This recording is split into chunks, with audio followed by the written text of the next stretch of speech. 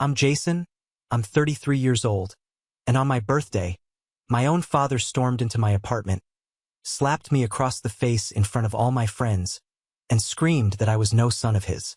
Before I tell you how, exactly 5 months later, he called me, his voice broken and begging for a kind of help I never imagined I'd have to give. Do me a favor and let me know where you're all watching from in the comments below. It's good to know you're out there. It's strange how your mind can replay a single terrible moment in slow motion, over and over again. For me, that moment wasn't the sound of the door slamming, a sound that seemed to shake the whole building. It wasn't the dead, echoing silence that fell over the room where laughter had been just seconds before. It was the flicker in Janet's eyes, a fraction of a second where shock, pity, and a horrified confusion collided. All my friends, the people I had carefully chosen as my real family, had a front row seat to my ultimate humiliation. The party, my first real birthday party in over a decade, was over. The cheerful chorus of "Happy Birthday" was now a mocking ghost in the air. My cheek throbbed with a dull, insistent heat, but it was a distant sensation, completely overshadowed by the icy, hollow cavern that had just been ripped open in my chest. But to understand how we got there, to that point of absolute fracture, we have to go back 5 months. We have to go back to a day that held the opposite feeling entirely. A day of pure, unadulterated triumph that I thought was the beginning of my real life. I was standing in the center of an empty living room. The air was thick with the chemical smell of fresh paint, a smell I already associated with freedom. Sunlight poured through a large, bare window, catching millions of dust motes in its beams, making them dance like tiny, private stars. In my hand, I clutched a small, impossibly shiny piece of metal. A key. Not just a key.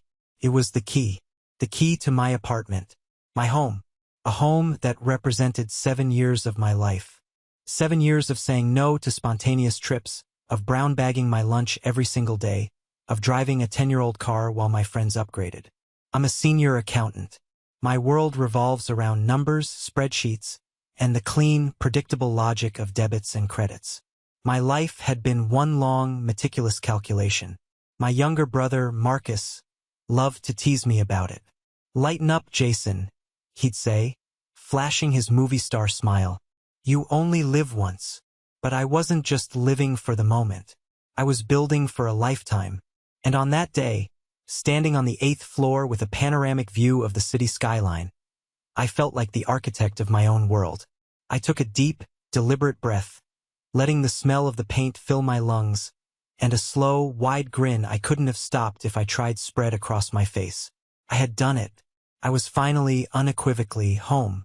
The crushing weight of my family's expectations and disappointments felt a million miles away. I was naive. I had no idea that kind of baggage doesn't care about distance.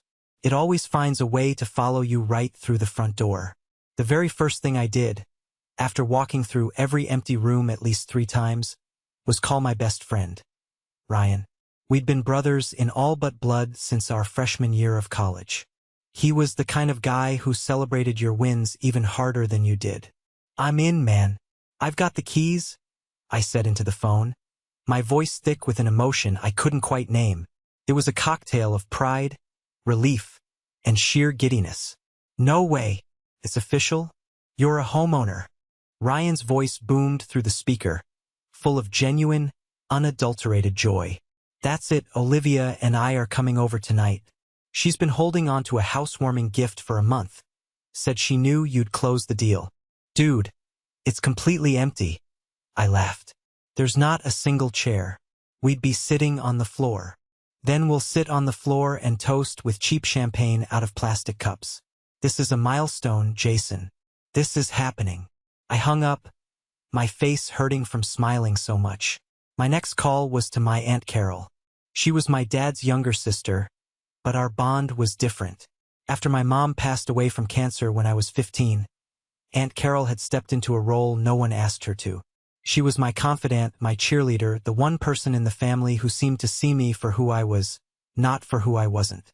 "Oh, honey, I am so proud of you," she said, and I could hear the tears welling in her voice. "Your mother would be over the moon. She always used to say, That Jason, he's my steady rock. She knew you'd build a good life for yourself. The mention of my mom sent that familiar pang through my chest. But this time, it was laced with warmth. I felt like I had honored her. Then came the call I was dreading. I scrolled through my contacts and my thumb hovered over Dad. Our relationship had been strained for years, ever since Mom's death. It was like her passing had broken something in him that never quite healed right. He became quieter, more withdrawn, and all his paternal energy seemed to get funneled into one person, Marcus. I had spent my entire adolescence and young adulthood trying to be the perfect, no-fuss son, the one who never caused him any extra grief. It was a role I had played for so long, I barely knew how to stop. And Marcus was my polar opposite. He was the sun, and I was the quiet planet orbiting him. He was charming, handsome, and lived in a constant whirlwind of drama that my dad, for reasons I could never fathom, seemed to find endearing. He was the golden child. I was the responsible, boring wallpaper. I decided a text was safer. Less room for awkward silences. Hey Dad, just wanted to let you know I got the keys to my new place. Hope you and Marcus can come by and see it soon. His reply came back almost instantly. Good for you, son. That was it. No exclamation points. No questions. Just 4 words that felt more like an acknowledgement of a completed task than a celebration. 2 weeks later, the empty box was starting to feel like a home. I'd assembled a couch, a bed, and a small dining table. The feeling of eating my own food at my own table was a small pleasure I hadn't anticipated. I decided it was time to make it official. I would throw a housewarming party. A small one. I carefully curated the guest list. Ryan and his lovely wife Olivia, my Aunt Carol and my easygoing cousin Peter, a friendly couple from down the hall, James and Sarah, and Janet. Janet was a colleague from work in the marketing department. She was smart, funny, with a smile that could genuinely light up a room. We'd had a few conversations by the coffee machine that left me feeling buzzed for hours. Asking her felt like a huge, terrifying step, but this new apartment had given me a new kind of courage. I sent an email invitation to my dad and Marcus, too. A part of me, a stubborn, hopeful part, still craved their approval. I wanted them to see this tangible proof of my success, to finally look at me and be proud. The night of the party was, for a while, perfect. The apartment was filled with warmth and laughter.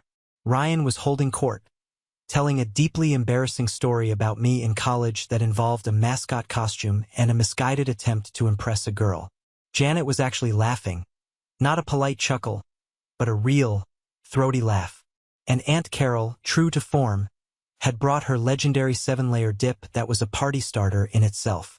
But as the hours ticked by, a familiar knot of disappointment began to tighten in my stomach. No call, no text, not a word from my dad or Marcus.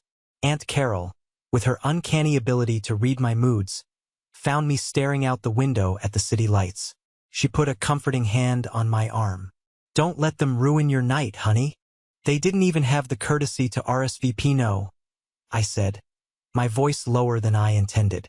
She let out a soft, weary sigh, a sound I'd heard many times before when the subject was my father and brother. I hate to be the one to tell you this, but Peter saw Marcus post a picture on social media about an hour ago. He and your father are at O'Malley's pub watching the game. O'Malley's. It was less than a 10-minute drive away. The knot in my stomach turned to a cold, heavy stone.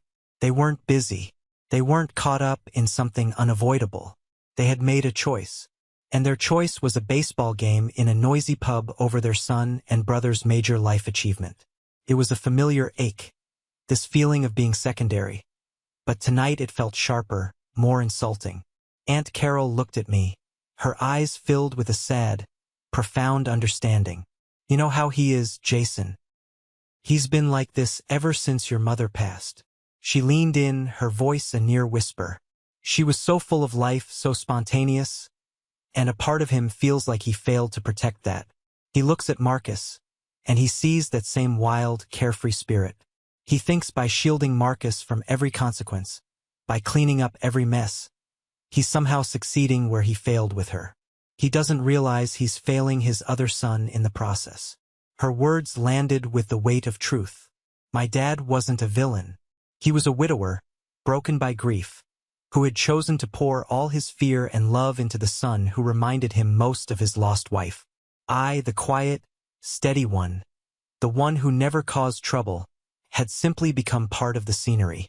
I squared my shoulders and forced a smile. Well, their loss. That just means more dip for the rest of us. But as I rejoined the party, a little bit of the magic had seeped out of the room. The real trouble arrived, unannounced, 3 weeks later. It was a Tuesday evening. I was on the couch, laptop open, deep into some quarterly reports, when a loud, aggressive knock hammered on my front door. It wasn't a neighborly tap. It was a summons. I opened the door and my heart sank. There stood my father, his face set like concrete, and behind him my brother Marcus, looking sheepish and clutching a duffel bag. "Jason," my dad said, his voice flat and leaving no room for argument. He brushed past me as if he owned the place, his eyes sweeping across my living room with a critical air. There was no compliment. "No, this looks great, son." Marcus shuffled in behind him, avoiding my eyes. "Marcus needs a place to stay," Dad announced, dropping the bomb without any preamble. I looked from my dad's stony face to my brother's guilty one. "What happened to your apartment?" "The one with Tiffany." Marcus mumbled at his shoes. We broke up. It's complicated. She kind of kicked me out." "He has nowhere else to go, Jason," Dad said, his voice taking on that heavy, meaningful tone he used when he was about to emotionally manipulate me. "You're his brother. You have a spare bedroom here." The words hung in the air. My spare bedroom. My planned for, dreamed of home office. The sanctuary where I was going to build the next phase of my career. "Dad, I don't know." I started, my mind racing. "It's really not a great time for me. I'm swamped at work." "Not a great time," he scoffed, a short, ugly sound. "Your brother is on the verge of being homeless, and it's not a convenient time for you?" He took a step closer, his presence filling my small entryway. "What do you think your mother would say right now? If she could see you, with your nice new apartment, about to turn your back on family?" And there it was, the nuclear option, invoking my mother. He knew it was my greatest weakness. All those years of conditioning, of trying to be the good son, the peacemaker, rushed back in an instant. I looked at Marcus, who finally managed to meet my gaze. He put on the pleading, little boy-lost face that had gotten him out of trouble his entire life. "Just for a little while, Jay. A few months, tops," he wheedled. "I just need to get back on my feet. I'll get a job right away, I swear. You'll barely even know I'm here." Every single nerve ending in my body was screaming no. This was a catastrophic mistake. I knew my brother. I knew his promises were written in disappearing ink. But then I looked at my father's face, etched with worry and a stern, parental expectation. Saying no to Marcus meant saying no to him. It meant being the bad son, the selfish son. A wave of exhaustion washed over me. I was too tired to fight. "Fine," I heard myself say, the word tasting like defeat. "For months. That's it. And you have to be actively looking for a job. You have to help with bills. And you have to respect my home. My rules." The tension in my dad's shoulders visibly eased. He clapped me on the back, a gesture that was supposed to be affectionate, but felt like ownership. "That's my boy. I knew you'd do the right thing. Family looks after family." Marcus broke into a relieved grin. "Thanks, man. I owe you big time. You won't regret this." "Oh, but I would. I would regret it more than anything I had ever done in my life." For the first week, I almost allowed myself to believe in miracles. Marcus was the perfect house guest. He was quiet, respectful, and almost unervingly clean. He cooked dinner twice, insisting I relax on the couch. He talked a big game about his job prospects, dropping names of companies and detailing promising interviews. "I've got a great feeling about this marketing gig, Jay," he'd say over dinner. The hiring manager loved me. I started to let my guard down, a flicker of hope igniting. Maybe this time was different. Maybe losing Tiffany had been the wake-up call he needed. Maybe he had finally decided to grow up. Janet came over for a casual pizza night that Friday. Marcus laid the charm on thick, telling funny, self-deprecating stories and recounting childhood memories, where I was cast as the wise, heroic older brother. "Your brother is hilarious," Janet whispered to me in the kitchen while we were getting drinks. "It's really nice that you two are so close." I just smiled, a knot of unease tightening in my gut. This was a performance. I knew it, but a part of me wanted it to be real so badly that I pushed the feeling down. The illusion shattered a few days later. I was walking past his room and heard him on the phone with a friend. His voice low but his laughter loud. "Yeah, another interview tomorrow," he was saying, a mocking tone in his voice. "Gotta keep the warden happy." "Nah, man, I'm not actually going. I'm meeting up with Chloe at the mall. But it keeps my brother off my back, you know? He's so predictable." My blood turned to ice. The warden. Predictable. It was all an act. A calculated deception to use me as a crash pad. From that moment on, the mask didn't just slip. He stomped on it. The tidy room devolved into a chaotic mess of discarded clothes, fast food wrappers, and empty beer bottles. He'd stumble in at all hours of the night, waking me up, and then sleep until 2 in the afternoon. The common areas of my pristine new apartment became his personal dumping ground. I'd come home from a 10-hour day at the office to find his wet towel on the back of my new couch, his dirty dishes festering in the sink, and the TV blaring to an empty room. Then came the bills. My meticulously planned budget was thrown into chaos. The electricity bill more than doubled. The water bill shot up. He treated utilities like they were a magical, infinite resource. "Marcus, we have to talk about the bills," I said one night, trying to keep my voice calm and reasonable. He just waved his hand dismissively from the couch, not even looking away from the video game he was playing. Yeah, I'll get you the cash. Just waiting on this one job to come through. It's practically in the bag. It was always this one job, always just around the corner. The borrowing started small. He'd use my expensive coffee without replacing it. He'd finish my milk. Annoying but manageable. Then it escalated. I went to wear my favorite wool sweater one day and found it missing. I discovered it a week later, balled up on his floor, smelling of cigarette smoke and with a small food stain on the cuff. He never asked. He just took.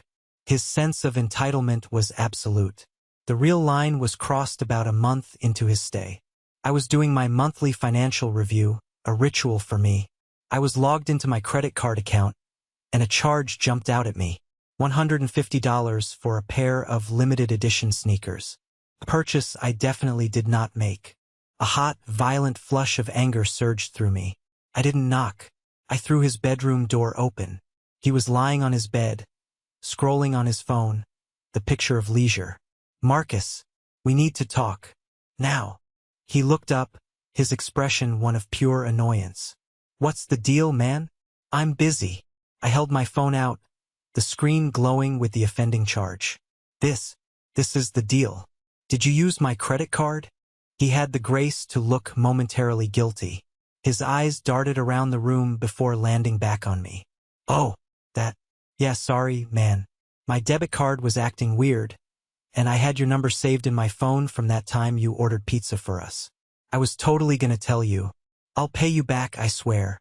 The excuse was so flimsy, so pathetic, it was insulting. "When, Marcus?" I demanded, my voice rising. "When are you going to pay me back? For this? For the bills you've doubled? For the groceries you eat? When?" "Soon, Jay. I promise. I've got this great new lead. It's almost a sure thing." I just stared at him, my heart pounding with a mixture of rage and despair. It was a script he'd been reading his whole life. Create a problem, make a promise, and then wait for someone else. Usually our dad, but now me, to clean up the mess. I was a fool, a complete and utter fool for believing, even for a second, that this time would be any different. I walked out of his room without another word. The anger in my chest was slowly curdling into a heavy, cold dread. This was more than just an inconvenience. This was an invasion, and it was only going to get worse. The consequences began to bleed into every corner of my life. The stress was a constant companion, a low-grade hum of anxiety that followed me from the moment I woke up to the moment I fell into a fitful sleep. My work, my sanctuary of order and logic, began to suffer. I made a calculation error on a major client's account, a stupid, careless mistake that I caught at the last minute. It shook me. My boss, Mr. Thompson, a man whose respect I valued immensely, called me into his glass-walled office.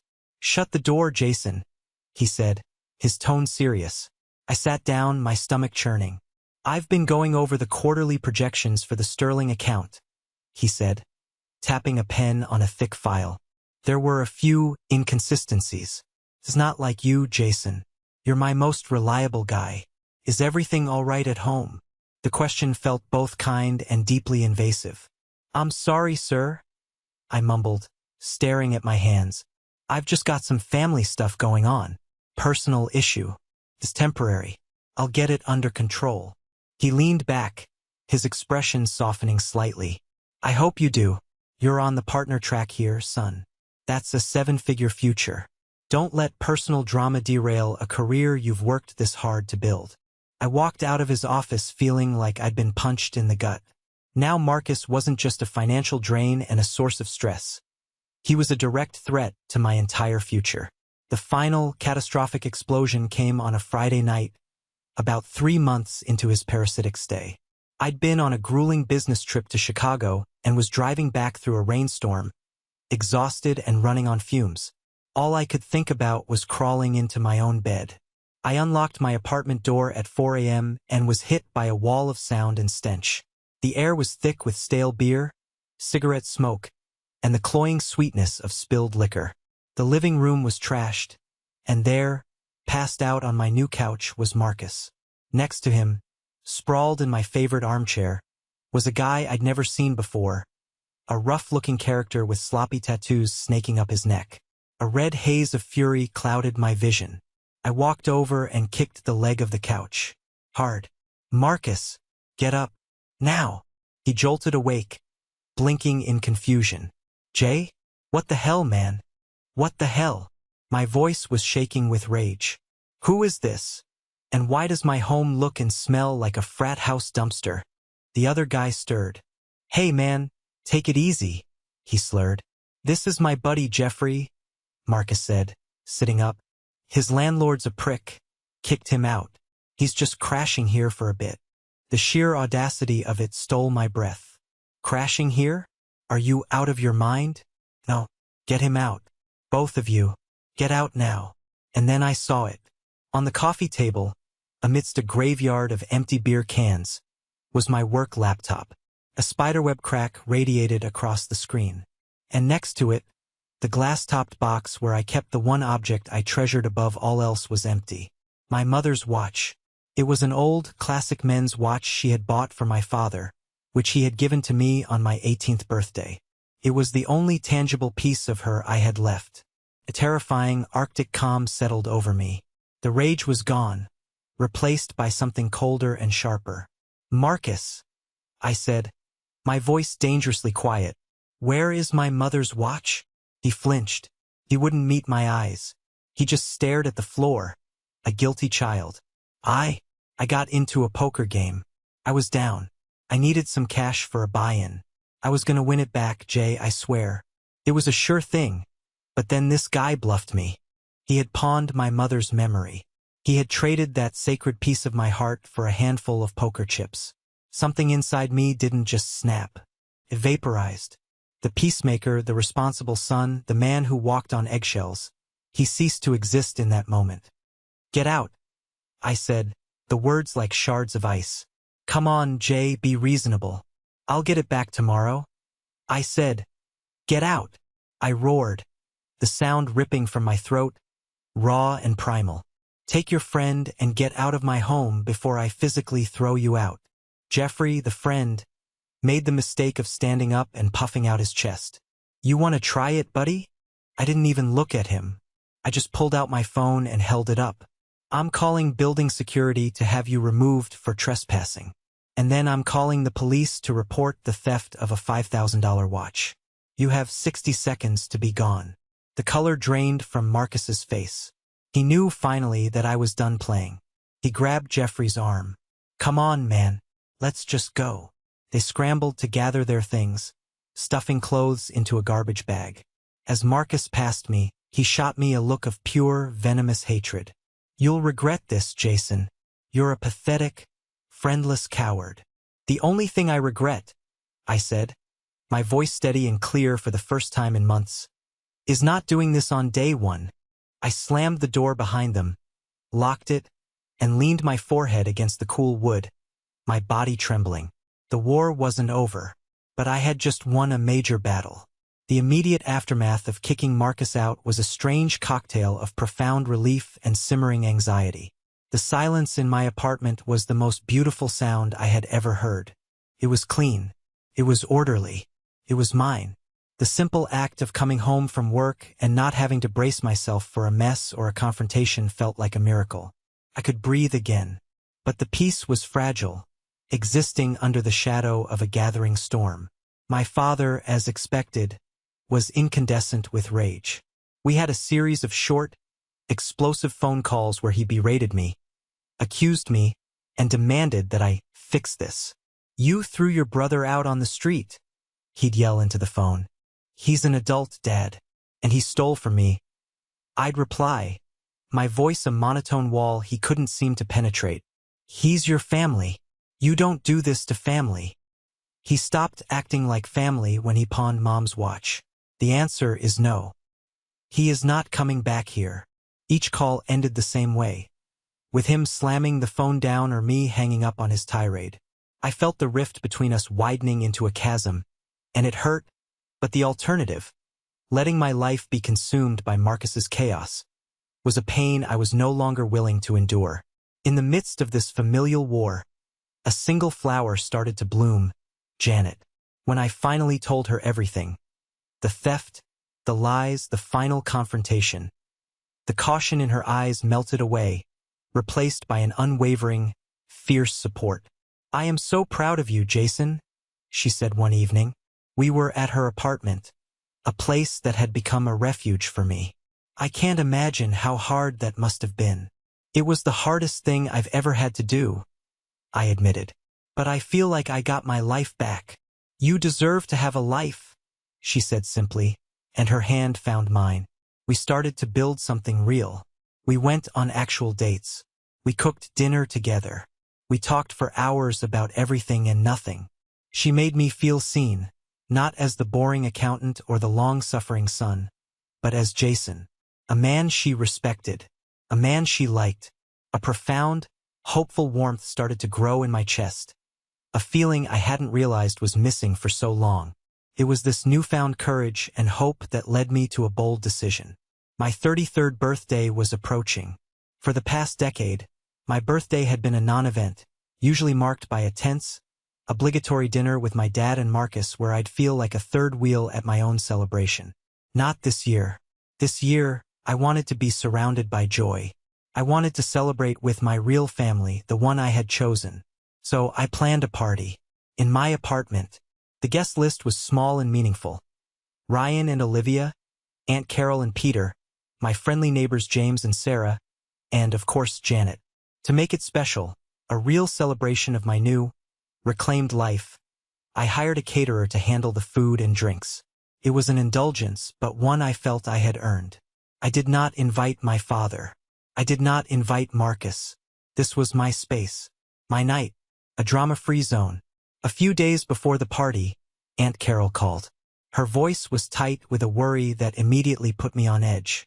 Jason, honey, I need to tell you something, she said. I had dinner with your father last night. He's in a bad way. He's consumed by this. He's made that clear in his phone calls, I said wearily. No, it's more than that. He's on a campaign. He's been calling relatives, telling them you threw Marcus out over a small misunderstanding, that you're jealous of him. And Marcus is playing the victim perfectly, telling him he's been sleeping in his car. A surge of hot, helpless anger washed over me. Sleeping in his car? That's an absolute lie. Peter saw a picture of him and Jeffrey at a party just last night, I know that, and you know that. But your father chooses to believe the lie. It's easier for him. And Jason, he's been drinking. A lot.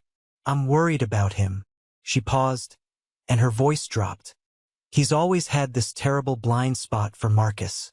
Always cleaning up his messes, making his problems disappear. It's like that time with the car when he was 19. Your father handled everything. Just swept it all under the rug, so no one would know. What are you talking about? I asked, a flicker of confusion cutting through my anger. What happened with the car? There was a beat of silence on the line. Oh, it was nothing, honey. A long time ago. Just be careful on Saturday. Okay? Please. She quickly changed the subject, but the comment lingered in my mind like a splinter. A mess with a car? I had no memory of that. What else had my father hidden to protect his golden boy? I tried to push it away. I wouldn't let him cast a shadow over my night.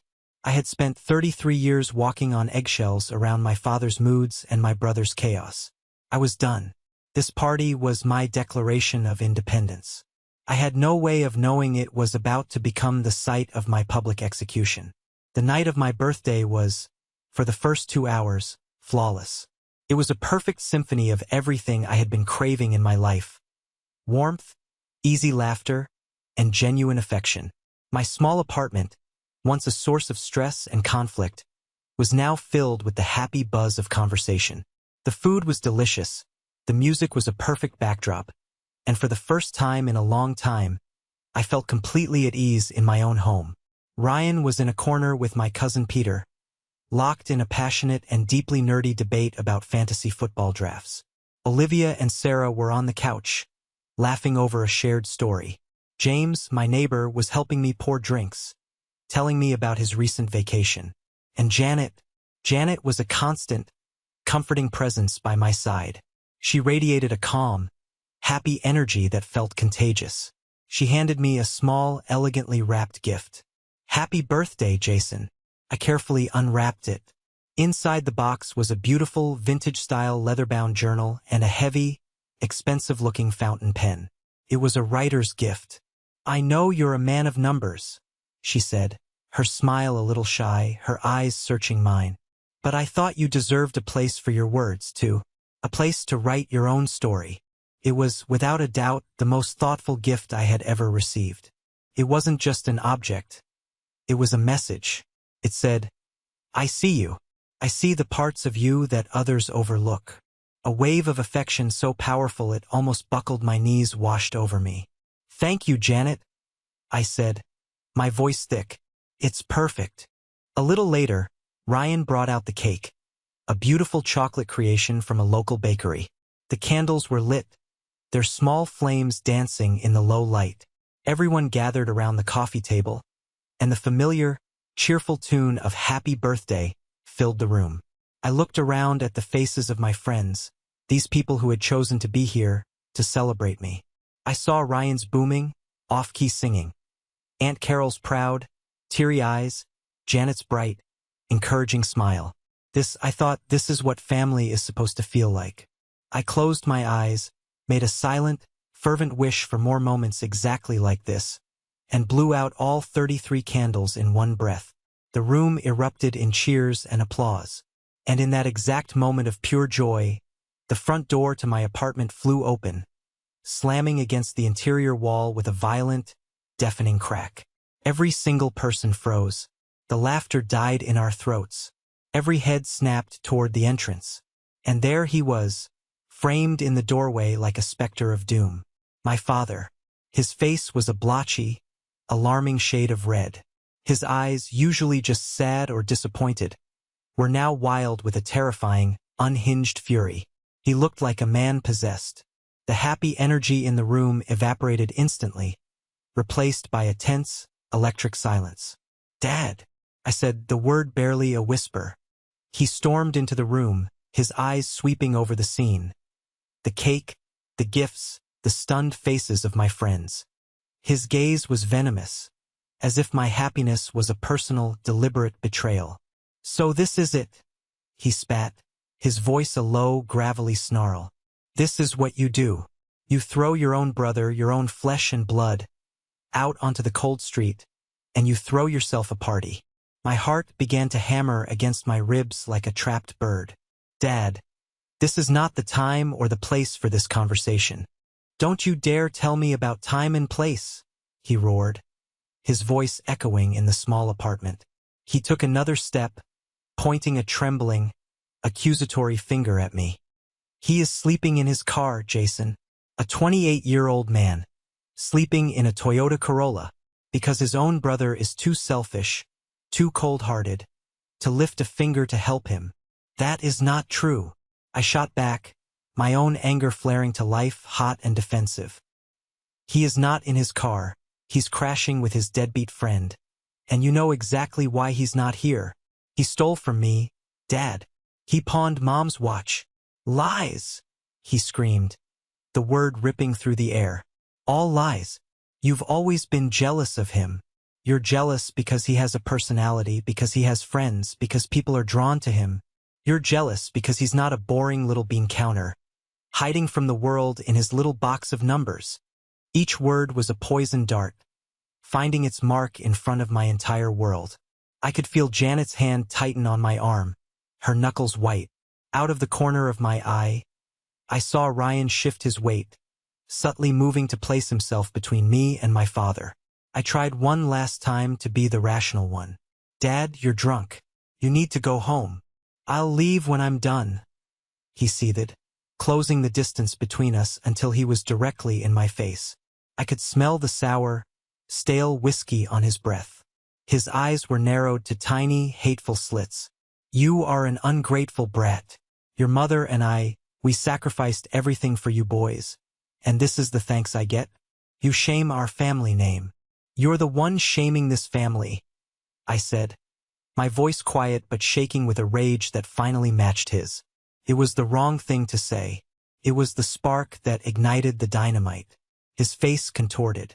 The movement was a blur, a sudden, violent arc. His hand swung through the air, and the sound it made when it connected with my cheek was obscene. It was a sharp, wet, cracking sound that seemed to suck all the other noise out of the world. My head snapped violently to the side from the force of the blow.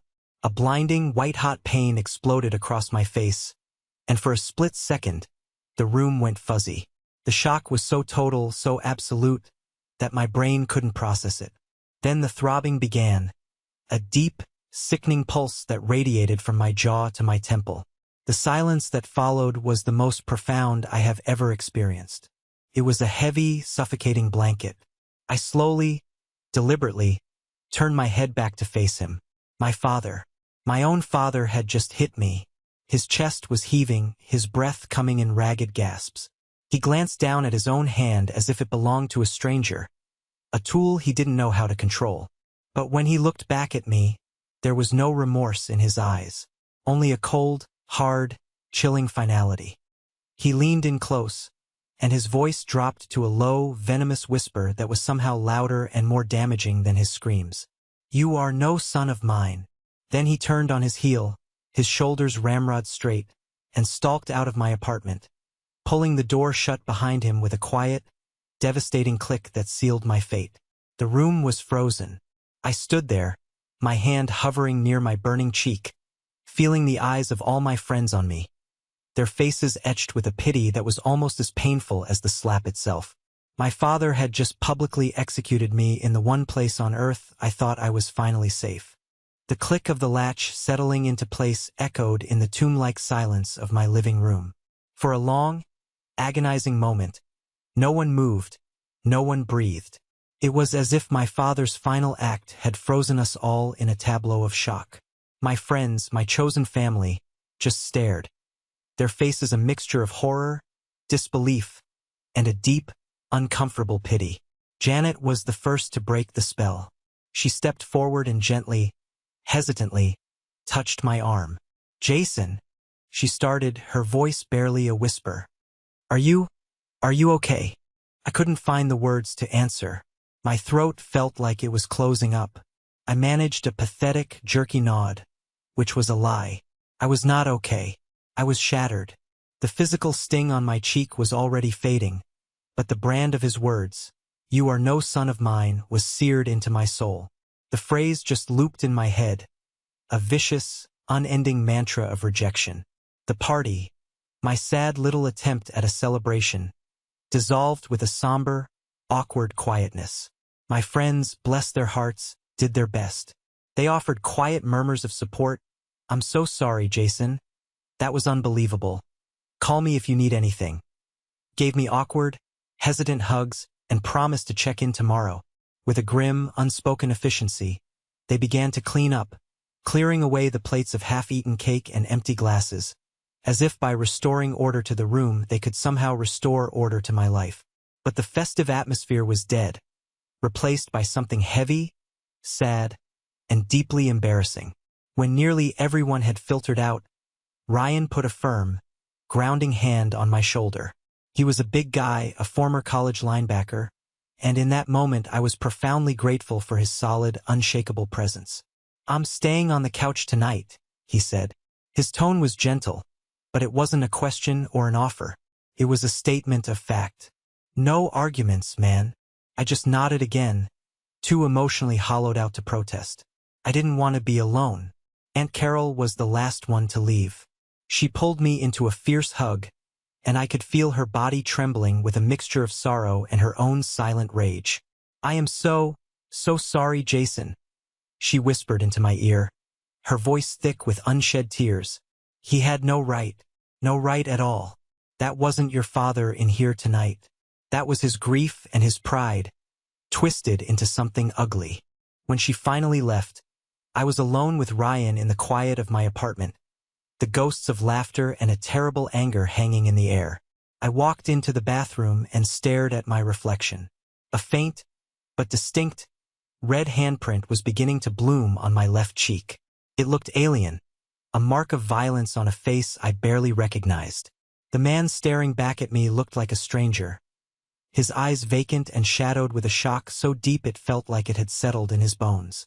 That night, sitting in the dark of my living room long after I could hear Ryan's steady breathing from the couch, I arrived at a place of cold, hard clarity. The anger had burned itself out, leaving behind the ashes of resignation. I was done. I was done chasing a ghost. Done trying to earn the love and approval of a man who was incapable of giving it. You can't draw water from a dry well. I picked up my phone, its screen a stark, bright rectangle in the darkness. I scrolled to my father's name. My thumb hovered over the contact for a long moment. Then, I pressed block this caller. A confirmation message popped up. I pressed block again. I found Marcus's name and did the same. It was a small, simple digital act, but it felt like severing a limb. It was an amputation. It was painful, and it was necessary to stop the poison from killing the rest of me. In the silence of that night, I chose to become an orphan. The next 5 months were a period of quiet, deliberate reconstruction. I poured every ounce of my energy into my work, finding solace in the clean logic of numbers. My boss noticed the change. The focus was back. The partner track, he told me, was a certainty if I kept it up. Janet and I grew even closer. Our relationship became my safe harbor. We built a small, quiet life together, filled with simple pleasures. Cooking dinner, taking long walks, the easy comfort of knowing you are with someone who respects you completely. With my chosen family, Ryan, Aunt Carol, Peter, and Janet, I slowly, carefully began to piece myself back together. I heard nothing from my father or Marcus. The silence I had initiated was a blessed relief. Aunt Carol provided small, reluctant updates. Marcus and Jeffrey had, as I suspected, moved in with my father. I felt a strange pang at that news. Not pity, but a sad finality. My father had made his choice. He had his golden boy. I truly hoped they would be happy in their shared delusion. Then, on a Tuesday afternoon, 5 months to the day after my birthday, my phone buzzed. It was an unknown number. I was in the middle of a quarterly budget meeting, but for some reason, I excused myself and stepped into the hallway to answer it. "Hello." There was a pause on the other end, then a voice so thin, so ragged with exhaustion it was almost unrecognizable, spoke my name. "Jason." It was my father. My blood ran cold. My first instinct, a powerful self-preservative urge, was to hang up. But I found myself frozen, my knuckles turning white as I gripped the phone. "What do you want?" I asked, my voice flat, a carefully constructed wall of neutrality. A sound came through the speaker, a choked, wet, desperate sound. He was sobbing. My proud, angry father was weeping like a lost child. "Jason, God, I need your help," he choked out. "You were right. You were right about everything. About Marcus. You were right." I remained silent, letting him talk. "He's destroyed me," my father whispered, the words tumbling out in a desperate, broken rush. "He and that friend of his, they turned the house into a living hell. The parties, the noise, things going missing. But that's not even the worst of it." He took a shaky, shuddering breath. "He cleaned me out, Jason. My entire retirement savings. He tricked me. He had me sign some papers, said it was to help him start a new business. It was a lie. He got me to take out a reverse mortgage on the house. I'm getting letters from the bank. Foreclosure notices. God, I think I'm going to lose everything." The sheer scale of the betrayal was breathtaking. This was so much bigger than a pawned watch. This was the methodical destruction of a man's life. "And yesterday," my father continued, his voice dropping to a barely audible whisper, "we argued about the letters from the bank. He got so angry, Jason. He pushed me. He pushed me down hard." A sickening lurch twisted in my stomach. "I'm sorry," he cried, the words a desperate torrent. "I'm so sorry for what I did to you, for what I said that night. I was a fool, a blind, arrogant, stupid fool. Please, son, I have nowhere else to turn. I have no one. Can I come and stay with you for a few days?" I stood there in the quiet, carpeted hallway of my office building, the world tilting on its axis. He was asking to come into my sanctuary, the home he had violated. The power dynamic had completely, utterly inverted. He was the one who was broken. He was the one who was begging. And a dark, ugly part of me felt a grim surge of vindication. I took a deep breath. "No," I said, the word coming out colder and harder than a stone. "You made your choice 5 months ago, Dad. You chose your golden boy. He's your problem to solve now." And then I ended the call, and without a moment's hesitation, I blocked the new number, my heart a cold, heavy weight in my chest. For 1 week, I lived inside a fortress of my own making. I had said no. I had protected my boundary. It was a victory, and I told myself it was what I needed. I told Janet and Ryan what had happened, and they both supported my decision, their loyalty a comforting balm. "He's a grown man, Jason," Ryan had said, his voice firm. "He has to face the music sometime. You can't be the one to save him from the consequences of his own choices." He was right, but the victory felt acidic, and the peace I thought I'd feel was elusive. The image of my father's broken voice, the echo of his words, "He pushed me down," played on a loop in my mind. The call that breached my fortress came not from my dad, but from a frantic Aunt Carol. "Jason, you need to come to St. Mary's Hospital. It's your father. He had a heart attack." The words punched the air from my lungs. "What? Is he okay?" "He's stable for now," she said, her voice trembling. "The doctors think it was brought on by extreme stress. His neighbor, Mrs. Gable, found him on the floor of his kitchen. She hadn't seen him for a day and got worried. Jason, Marcus wasn't there. She said there was another loud party at the house night before last. He's not answering his phone. Your father was alone." A wave of pure, unadulterated rage, followed by a sickening tide of guilt, washed over me. My father was lying in a hospital bed, and his precious, golden son was probably passed out in a dirty room, completely oblivious. "I'm on my way," I said, my keys already in my hand. Seeing him in that hospital bed was like seeing a different man entirely. The anger, the pride, the arrogance. It had all been stripped away, leaving behind someone frail and terrified.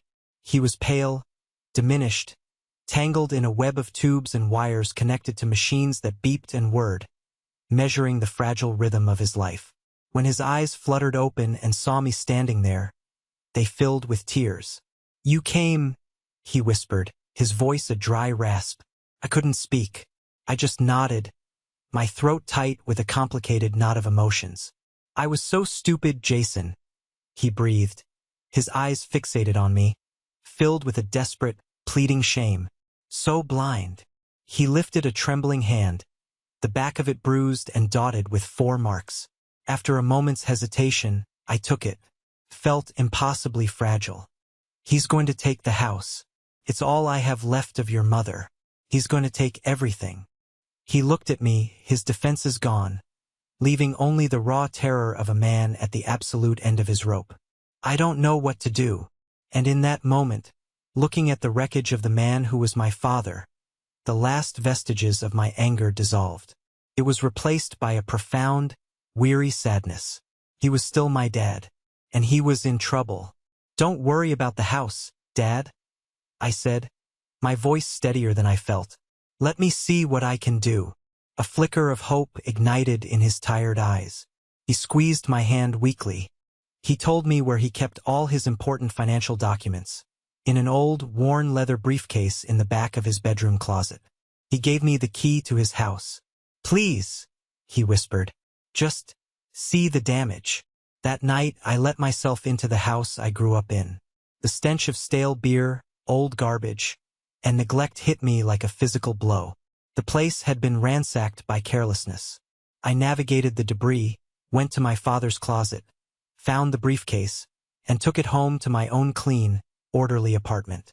Under the bright, clear light of my desk lamp, I sat at my dining room table, opened the briefcase, and began to do what I do best. I began to audit a man's life. It was more than just looking at papers. For me, it's about seeing the story the numbers tell. As an accountant, I live and breathe details. I find the patterns, the anomalies, the red flags that most people would miss. 4 hours that night, and for several nights that followed, I laid out every bank statement, every loan agreement, every credit card bill. I created spreadsheets. I cross-referenced dates. And a sickening, methodical story began to emerge. It wasn't just one bad decision. It was a campaign of systematic destruction. I found a dozen checks made out to cash, signed with my father's shaky, uncertain signature, all cashed at ATMs near casinos and racetracks. I found cash advances maxing out 3 separate credit cards. And I found the reverse mortgage application. In the fine print, I saw the clause my father had clearly missed. Marcus was listed not just as a resident, but as having power of attorney. He had been tricked into signing away control of his entire financial life. Marcus hadn't just taken advantage of his father's grief. He had weaponized it. I showed my findings to Janet. She looked at the color-coded spreadsheets, at the clear, undeniable trail of evidence. "This is a crime, Jason," she said, her voice firm with conviction. "This is financial elder abuse. It's a felony." She chewed on her lip, her mind working. "My friend from college, Maria Sanchez. She's not just a cop. She's a forensic accountant with the state's Economic Crimes Unit. She owes me a favor. Do you want me to make a call? Just to ask for advice? Off the record?" I nodded, a new, cold resolve hardening inside me. "Yes, please." Maria agreed to meet us for coffee. She was sharp, professional, and radiated competence. She looked over the file I had prepared, her eyes scanning my work with an expert's precision. She whistled softly. "Mr. Thompson, you've done our job for us. This documentation is impeccable. With your father's testimony and this paper trail, you have a rock-solid case." A plan began to form in my mind. Not a plan of anger or revenge. A plan of logic, of order. This war wasn't going to be won with shouting. It was going to be won with a balance sheet. A few days later, my father was discharged from the hospital, going to stay with Aunt Carol to recuperate. The house was empty. That was my cue. I called Peter and Ryan for moral support. I called the lawyer Maria had recommended for legal backup. Then we went to the house. It wasn't a raid. It was an audit. I walked in first. Marcus and Jeffrey were on the couch, surrounded by filth, watching a game on my father's television. They looked up, annoyed by the intrusion. "What the hell do you want?" Marcus sneered, not even bothering to sit up.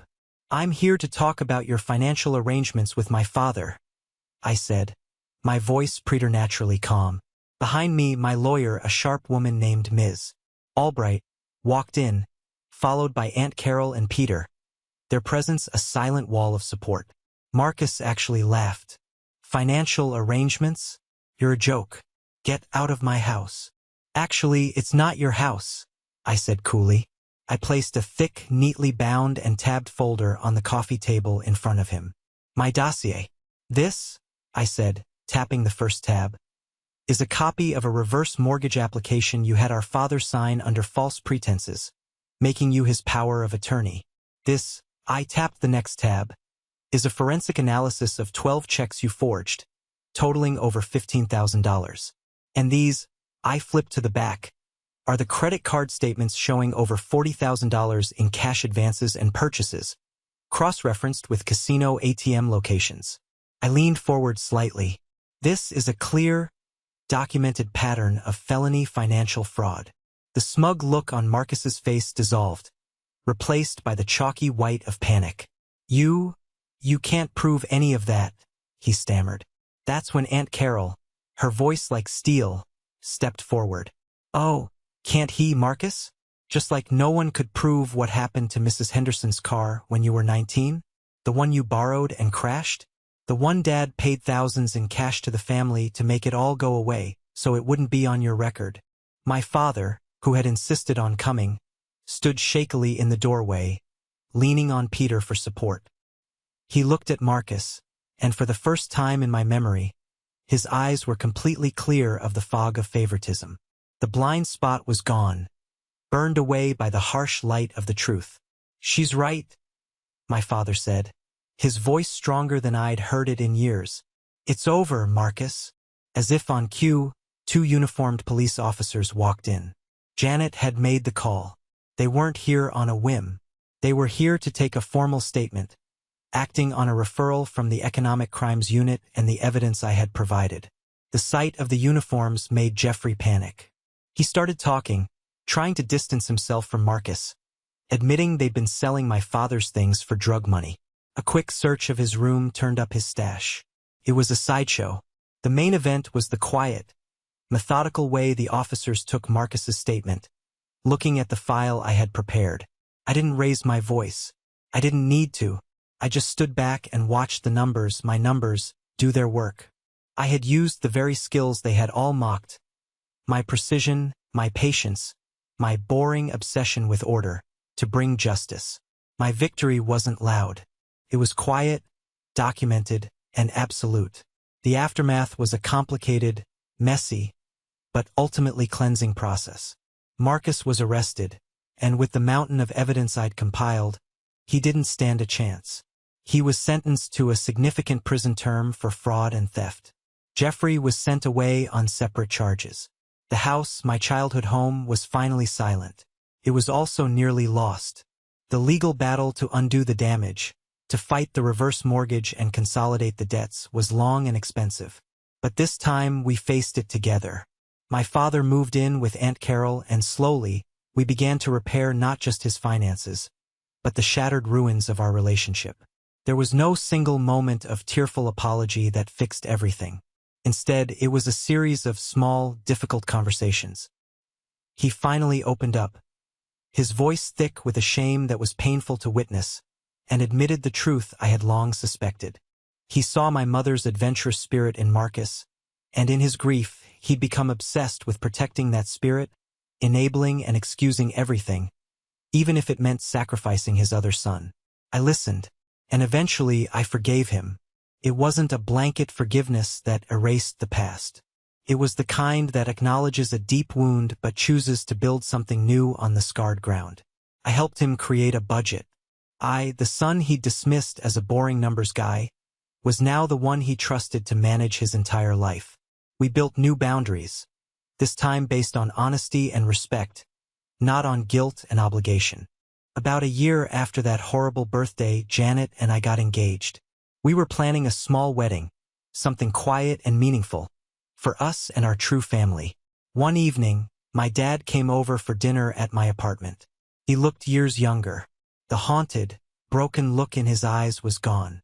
After we ate, he handed me a small velvet box. I opened it. Inside, resting on the soft lining, was my mother's watch. He had spent months tracking it down and had finally bought it back from the pawn shop. It was cleaned and polished, its gentle ticking a steady, comforting sound. "This belongs with the person who understands its real value," he said, his voice thick with emotion. "The one who knows the importance of time, of patience, of building something that lasts. It belongs with you, Jason." I took the watch, its weight familiar and solid in my hand, and I finally felt seen by my father. Not as the second choice, not as the boring one, but as his son, valued for who I truly was. My journey was painful, and I wouldn't wish it on my worst enemy. But it taught me a vital lesson. Sometimes the strongest thing you can do is draw a line in the sand. Sometimes your greatest power isn't in shouting louder, but in being smarter, more patient, more meticulous. I had to lose the family I was born into to finally find the one I was meant to have. My life is quiet now, it is ordered, and it is peaceful. It's a life built on the steady, predictable logic of love, respect, and a well-balanced ledger. And it is finally and completely my own. Thank you for listening to my story. I hope it has touched you in some way. Have you ever faced a situation where you had to choose between your family and your own well-being? Please share your story in the comments below. And don't forget to like and subscribe so you don't miss what's next.